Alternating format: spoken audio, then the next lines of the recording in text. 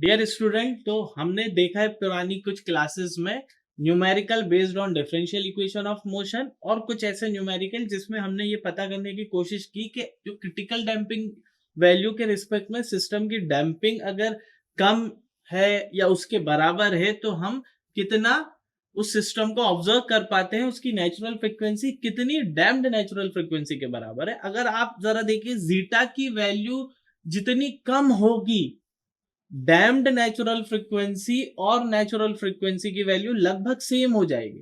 For example, क्योंकि 1 minus zeta square है, अगर जीटा कम है और भी कम है तो उसका स्क्वायर और कम होगा, तो लगभग लगभग वो क्लोज हो जाएगी नेचुरल फ्रीक्वेंसी के। नेचुरल फ्रीक्वेंसी के क्लोज होने का मतलब डैम्पिंग का कोई मतलब ही नहीं है। नॉर्मली एक स्प्रिंग मास सिस्टम जब उसकी नेचुरल फ्रीक्वेंसी पे मूव कर रहा है तो वही डैम्पर लगाने से कोई फर्क नहीं पड़ रहा है, या नंबर ऑफ साइकिल्स बहुत ज्यादा लग रही है उसके वाइब्रेशन को खत्म करने के लिए। ठीक है, इसी कंडीशन को आगे लेकर अपन चलते हैं। पुराने कुछ प्रॉब्लम्स में हमने देखा था कि एक परसेंटेज दे देते हैं आपको जो एम्पलीट्यूड डिक्रीज हो रहा है, जैसे लॉगरिथमिक डिक्रीमेंट मैंने पढ़ा था in case of under damp when zeta is less than 1। Simple ये चीजें मुझे पता होनी चाहिए कि when zeta is less than 1 system is under damped. Under damped है तो हर एक साइकिल में एक्सपोनेंशियल डिके होगा, वाइब्रेशंस इज देयर जिसकी फ्रीक्वेंसी डैम्प्ड नेचुरल फ्रीक्वेंसी होगी। इसीलिए मैं लॉगरिथमिक डिक्रीमेंट निकालता हूं ताकि मैं पता कर सकूं कि हर पर्टिकुलर साइकिल में जो रेशियो ऑफ सक्सेसिव एम्पलीट्यूड है वो कितना होगा। और हमसे पूछा जाता है कि n नंबर ऑफ साइकिल के बाद कितना होगा। कुछ प्रॉब्लम्स में हमने देखा है कि 20%, 30%, 40% एक परसेंट दे देते हैं इनिशियल एम्पलीट्यूड का, साइकिल निकालो। कभी कभी आपको ये दे देते हैं कि इतना हो गया है, इतनी साइकिल में एम्पलीट्यूड कितना होगा। तो उसी के रिस्पेक्ट में हम इस प्रॉब्लम को देखते हैं। तो जो आपकी नेक्स्ट प्रॉब्लम है वो है a vibratory system in a vehicle is to be designed with the following parameters। वही आपको पैरामीटर्स की वैल्यू दे दी है। ठीक है, क्या वैल्यूज है आपके पास? K equals to 200 newton per metre, ठीक है, C equals to 2 newton second per metre and mass दे दिया आपको 1 kg। ठीक है, तो ये पैरामीटर्स की वैल्यू दे दी है। क्या फाइंड आउट करने के लिए बोल रहा है? Calculate the decrease of amplitude from its starting value after 3 complete cycles या ऑसिलेशन। क्या बोल रहा है कि मुझे वो डिक्रीज इन एम्पलीट्यूड निकालना है 3 number of cycle, 3 complete oscillation के बाद। ठीक है, तो after 3 complete oscillations, 3 complete oscillations.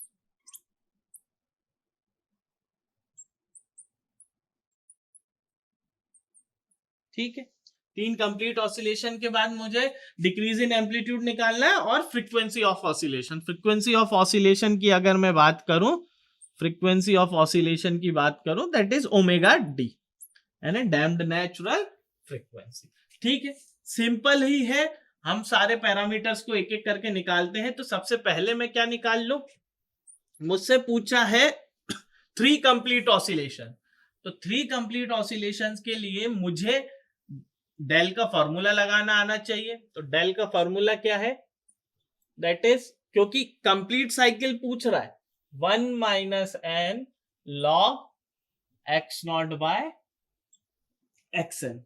ठीक है, तो अब मुझे निकालना क्या है? 3 कंप्लीट ऑसिलेशन, यानी एन की वैल्यू मेरे को दी हुई है 3। एन की वैल्यू अगर 3 दी है तो मुझे डेल चाहिए कहीं से। अगर डेल मिल गया तो मैं एक्स नॉट बाय एक्सएन निकाल लूंगा। ठीक है, चलिए, तो डेल निकालने के लिए मेरे पास क्या फॉर्मूला है? 2 pi zeta under root 1 minus zeta square. ठीक है, तो जीटा अगर मुझे मिल जाएगा तो डेल मिल जाएगा, डेल मिल जाएगा तो मुझे एक्स नॉट बाय एक्सएन मिल जाएगा। ठीक है, तो मैं जीटा निकालने के लिए फॉर्मूला क्या है मेरा?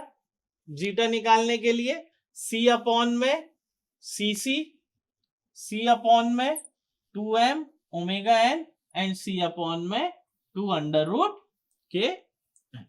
तो these are the formula for zeta, और यहां से जैसे ही इसकी वैल्यू पुट करूंगा जीटा निकलेगा तो डेल निकल जाएगा, डेल निकल जाएगा तो मेरे को 3 कंप्लीट ऑसिलेशंस के बारे में पता चल जाएगा।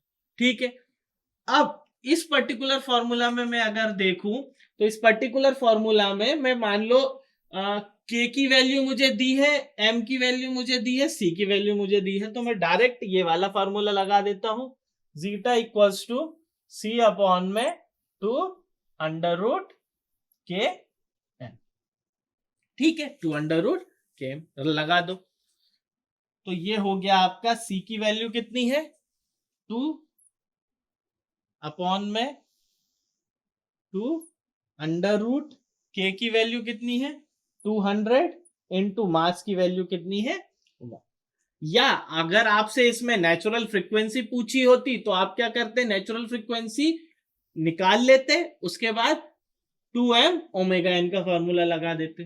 ठीक है, तो अब आप इसको जैसे ही हम जीटा निकालेंगे यहां से, तो 2 से 2 कैंसिल हो गया, क्या बचा 1 अपॉन में अंडर रूट 200। ठीक है, और इसको जब हम सिंप्लीफाई करेंगे तो ये आ जाएगा 0.30। 0.30 जेटा की वैल्यू आ गई 0.30, 0.30 नहीं, ये आएगी 0.10, 0.10 जब इसको हम सिंप्लीफाई करेंगे। तो 0.1 का मतलब less than 1, system is under dam. अगर सिस्टम अंडर डैम है तभी तो वाइब्रेशन होंगे, क्योंकि ओवर डैम और क्रिटिकल डैम के सिस्टम में तो system non vibratory in nature, of periodic motion, mass remains on the single side of the time axis. Under dam के केस में जब 0.1 आया, इसका मतलब यहां पर एम्पलीट्यूड ऑफ वाइब्रेशन डिके होंगे एक्सपोनेंशियली हर एक साइकिल में, वही मुझे फाइंड आउट करना।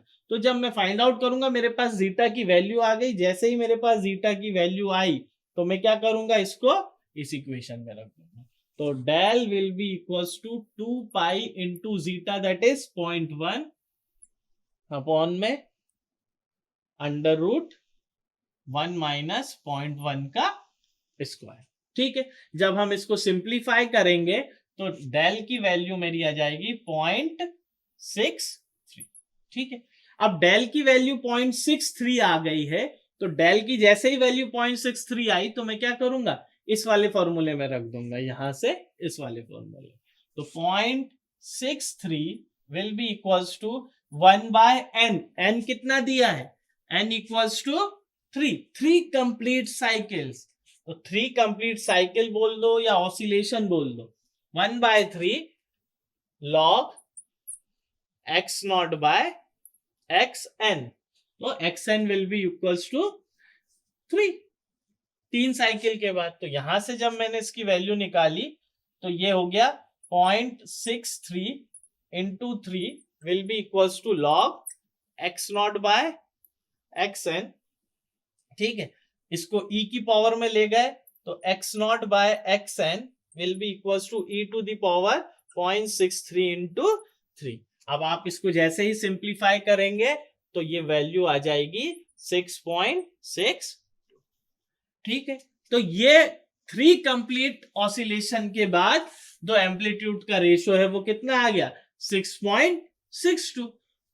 ठीक है, वही कहानी थी, सबसे पहले हमें क्या निकालना था, तो हमें निकालना था ये एम्पलीट्यूड का ratio after 3 complete cycle, n equals to 3 del के फॉर्मूले।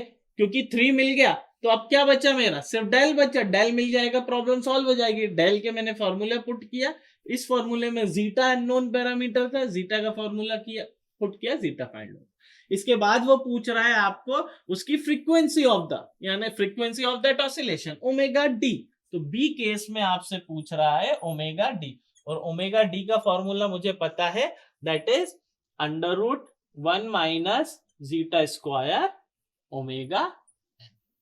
ठीक है, under root 1 minus zeta square omega n. और आपके पास सारी वैल्यूज है, तो यहां से आप ओमेगा डी की वैल्यू कितनी निकालेंगे, ओमेगा डी की आपकी वैल्यू आ जाएगी 9.95 रेडियन पर सेकेंड।